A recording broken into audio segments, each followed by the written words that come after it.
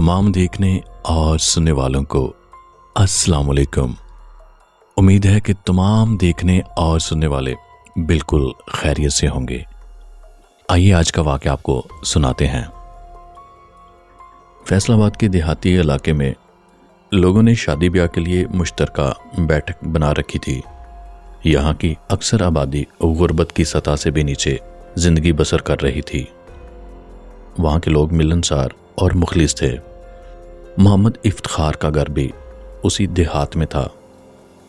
उसके दो ही बेटे थे, एक अपाहज था जिसका नाम तुफैल था, जबकि दूसरे बेटे का नाम जुल्करनैन था, जो अच्छी खासी शक्ल और सूरत रखने के अलावा ज़हानत से भी माला माल था।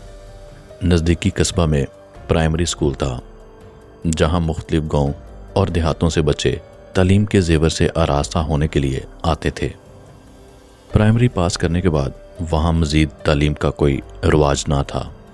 लोग अपने बच्चों को मज़ीद तालीम दिलवाने की बजाय काम और मजदूरी पर लगाने को ज़्यादा तरजीह देते थे।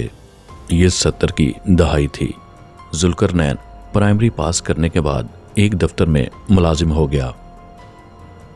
जुल्करनैन जूनियर क्लर्क था और कभी कभार दूर पार इलाकों में मुख्तलिफ अहकामात पहुँचाने के लिए बतौर नायब कासद का काम भी करना पड़ता था। चपड़ासी ने जुल्करनैन को साहब का पैगाम पहुँचाया कि दफ्तर में हाजिर हो। जल्दी से जुल्करनैन अपने साहब के ऑफिस में पहुँचा तो साहब के अहकामात सुनकर उसके औसा खता हो गए। ज़मीनों की खरीदो फरोख्त, मालिया, आबियाना जैसे अमूर उस दफ्तर के ज़रिए सर अंजाम पाते थे। जुल्करनैन को बाज़ औक़ात डाक पहुँचाने के लिए भी दूर दराज इलाकों में जाना पड़ता था। ये एक गांव के चौधरी अल्लाह यार का इतलानामा था, जो हर हालत में अगली सुबह उस तक पहुँचाना था। दोपहर के 2 बज चुके थे। जनवरी के दिन चल रहे थे। सर्द हवाएं चल रही थीं। उस गांव में जाने का रास्ता कच्चा था। ज़मीन रेतली और सोने पर सुहागा ये कि उस रास्ते के अतराफ घने दरख्त जंगल का समा पेश करते नजर आते थे। दफ्तर फैसलाबाद शहर में था और उस गांव तक पहुंचने के लिए कम से कम 10 घंटों का सफ़र दरकार था। वहां जाने के लिए सिर्फ पैदल ही सफ़र तय किया जा सकता था। चूंकि जुल्करनैन सोमो सलात का पाबंद था और हर वक्त किसी की मदद के लिए भी तैयार रहता था। हस्बे आदत उसने असर की नमाज अदा की और ज़रूरी कागजात का छोटा सा बैग और लंबा कोट पहनकर अल्लाह ताला का नाम लेकर सफ़र पर रवाना हो गया। फैसलाबाद शहर से निकलते निकलते उसको शाम हो गई। सर्दी की शिद्दत में आहिस्ता आहिस्ता इजाफा होता जा रहा था। इशा की नमाज का वक्त भी करीब आ चुका था। बादलों ने स्याह रात को गुप्त अंधेरे में बदल दिया था। खो अकल खां का रास्ता सामने था और रात के 9 बज चुके थे। जुल्करनैन को थकावट तो महसूस हो रही थी, लेकिन उसने अपने रिज़्क़ को भी हलाल करना था। वो अपने रास्ते पर चलता जा रहा था। गांव खो अकल खान कम से कम 30 किलोमीटर के फासले पर मौजूद था, जो उसने हर हालत में सुबह तक तय करना था। रात के 11 बज चुके थे। हवा की मौजूदगी ने माहौल की खनकी में मजीद इजाफा कर दिया था। जुल्करनैन पैदल चलने में महारत रखता था। 10 किलोमीटर का फासला तय करते ही रात के 12:30 बज चुके थे। अब बारिश की रफ्तार में तेजी आ चुकी थी। रास्ते में जुल्करनैन को एक कमरा नजर आया। वो जल्दी वहां पहुंचा। उस कमरे का दरवाजा जैसे सदियों से बंद था। रास्ते से नजदीक और झाड़ियों की ओट में होने की वजह से ये कदीम कमरा किसी न किसी हालत में अपनी जगह पर कायम रहा था। पत्थरों की बनावट की वजह से उसकी दीवारें बहुत मजबूत थीं। जुल्करनैन फर्श पर मौजूद पुरानी चटाई पर बैठ गया। उसने टॉर्च की मदद से इर्द गिर्द के माहौल का जायजा लिया। वहां पर हैबतनाकी के आसार मौजूद थे।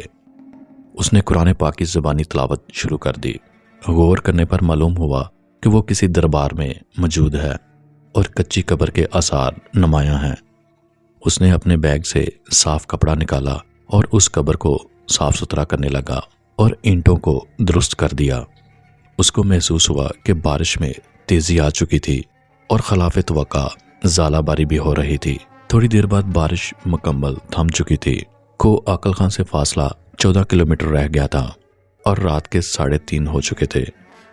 जुल्करनैन उस कमरे से निकलकर گاؤں کو آکل خان کی طرف نکل پڑتا ہے۔ تھوڑا فاصلہ طے کرنے کے بعد اس نے کسی عورت کو راستے کے درمیان بین کرتے دیکھا۔ اس عورت نے اپنے بال اپنے چہرے پر ڈال رکھے تھے اور انتہائی دردناک آواز میں روتی جا رہی تھی۔ ذوالقرنین نے قرآن پاک کا ورد کرنا شروع کر دیا۔ عورت نے سر اٹھایا اور سرخ انگارہ جیسی آنکھوں سے ذوالقرنین کو دیکھنے لگی۔ ذوالقرنین کو اپنے پاؤں دکھاتے ہوئے کہا کہ میں انسان نہیں ہوں لیکن چڑیل بھی نہیں، جنات کے مسلمان گھرانے سے میرا تعلق ہے۔ میرا بیٹا نکوس بہت تکلیف میں ہے۔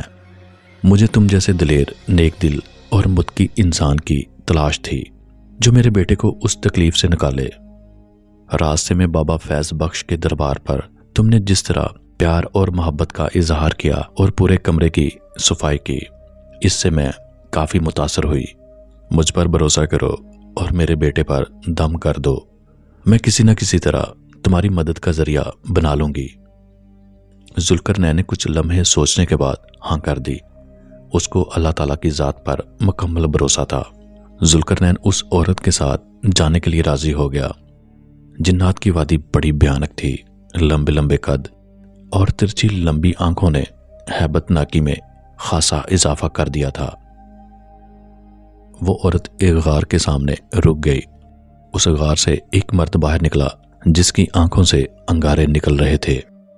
اس نے ذوالقرنین کو دیکھا اور پوچھا، کیا اس انسان کو تم اپنے بیٹے کے علاج کے لیے لائی ہو؟ تو اس جن عورت نے ہاں میں سر ہلایا۔ لکڑی کے بہت بڑے تختے پر جنوں کا بیٹا ناقوس بے سود پڑا تھا۔ بظاہر کافی صحت مند تھا۔ ذوالقرنین نے آخری 2 سورتوں کا ورد شروع کر دیا۔ 5 بجے تک اس نے تلاوت مکمل کر کے دم کرنا شروع کر دیا۔ اس جن بچے کے بازو اور ٹانگ پر کالے رنگ کا داغا بندھا ہوا تھا اور غور کرنے پر پتہ چلا کہ اس کے سر میں ایک چھوٹی سی پن گڑی ہوئی تھی۔ ذوالقرنین نے اللہ کا نام لے کر دونوں داغے کاٹ دیے اور پن کو سر سے نکال کر جن عورت کے حوالے کی اور کہا کہ اس کو پانی میں بہا دو۔ تمہارے بیٹے پر کسی جادوگر نے اپنا شاگرد بنانے کے لیے سفلی علم کر رکھا تھا، اب یہ ٹھیک ہو جائے گا۔ فجر کی نماز ادا کرنے کے بعد ذوالقرنین نے اس خاندان سے اجازت طلب کی۔ جنات کے خاندان نے ذوالقرنین کو شارٹ کٹ راستہ دکھا دیا جو جلد مسافت طے کرنے کے لیے مفید تھا۔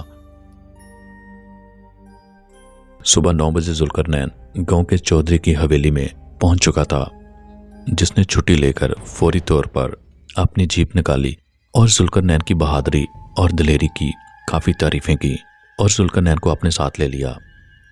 واپسی پر ذوالقرنین نے شارٹ کٹ راستے کا بتایا تو چودھری اللہ یار ذوالقرنین کو حیرت سے دیکھنے لگا۔ اس راستے پر جنات کی بستیاں آباد ہیں، وہاں سے کوئی بھی آج تک صحیح سلامت واپس نہیں آیا۔ جب ذوالقرنین نے اس کو تمام واقعات سنائے تو وہ بہت متاثر ہوا۔ واپسی کا سفر شارٹ کٹ راستے سے ہی طے ہو رہا تھا۔ اچانک گاڑی کا ٹائر پھٹ گیا۔ کسی بھی قسم کی مدد ملنی ناممکن نظر آ رہی تھی۔ ذوالقرنین کو یقین تھا کہ اللہ پاک اس کو کبھی بھی مشکل میں تنہا نہیں چھوڑے گا۔ اس نے قرآن پاک کا ورد شروع کر دیا۔ اچانک راستے میں ان کو ایک گاڑی نظر آئی جس میں ایک مرد، ایک عورت اور ایک نوجوان لڑکا سوار تھے۔ انہوں نے اللہ یار سے پریشانی کا سبب پوچھا اور ٹائر کی درستگی کی یقین دہانی دے کر ٹائر اتار کر لے گئے اور جلد ہی ٹائر ٹیوب کی سیٹنگ کر کے واپس آ گئے۔ ذوالقرنین سمجھ گیا کہ جنات کے اس خاندان نے اپنے ساتھ کی گئی نیکی کا بدلہ نیکی کی صورت میں اتار دیا تھا۔ چودھری اللہ یار اور ذوالقرنین ظہر کے وقت فیصل آباد شہر پہنچ چکے تھے۔ چودھری اللہ یار نے مقررہ ٹیکس ادا کرنے کے بعد اپنی جائیداد کے کاغذات حاصل کیے۔ وہ جونیئر کلرک ذوالقرنین کی بہادری اور ثابت قدمی سے بہت متاثر ہوا۔ اس نے صاحب سے خصوصی انعام دینے اور اپنی جیب سے 2000 روپے نقد انعام دیا۔ پرخطر راستوں پر رات کے بھیانک سفر نے ذوالقرنین کو کافی تھکا دیا تھا۔ دفتر کو بھی چودھری اللہ یار کے بر وقت آنے اور ہزاروں روپے حکومتی ٹیکس جمع کرانے کی وجہ سے بہت عزت افزائی ملی تھی۔ ذوالقرنین کی خدمات کے پیش نظر اس کو سینئر کلرک کے عہدے پر ترقی کے علاوہ تعریفی شیلڈ، سرٹیفکیٹ اور 1000 روپے نقد انعام دیا گیا۔ دفتر کے صاحب نے کمال مہربانی کرتے ہوئے 1 ہفتہ کی چھٹی بھی دے دی۔ ذوالقرنین جب اپنے گھر واپس آیا تو اس کی ماں، بیوی، بھائی اور اس کے بچے اس کا انتظار کر رہے تھے۔ ذوالقرنین نے 2 نفل شکرانے کے ادا کیے، وضو کیا اور سو گیا۔ یہ تو تھی آج کی سٹوری۔ اللہ تعالیٰ آپ کو آسانیاں عطا کرے اور آسانیاں تقسیم کرنے کا شرف بخشے، آمین۔